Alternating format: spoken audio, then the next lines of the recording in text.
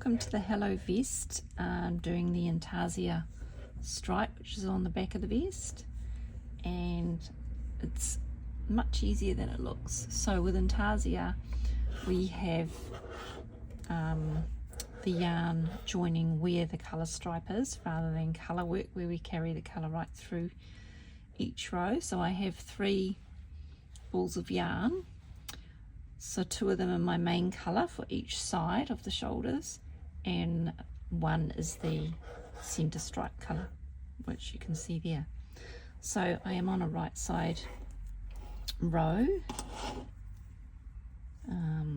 which has shoulder increases in it. So I'm just going to knit 3 and then do my make one left. So lifting that up, oops, sorry, wrong way, lift that up just into the back for my make one left, and knit across to do the Intarsia. So I am up to the Intarsia stripe, so I'm going into that first stitch of the stripe, and then what we do is cross the working yarn over the colour or the contrast yarn. So just cross them over like that, so that the contrast yarn is coming from underneath, and we start knitting with that.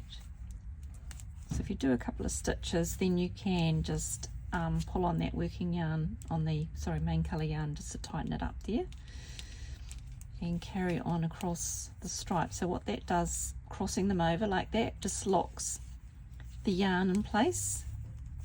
And then here I am on the other side. So my working yarn is the contrast colour this time, so I'm going to cross that over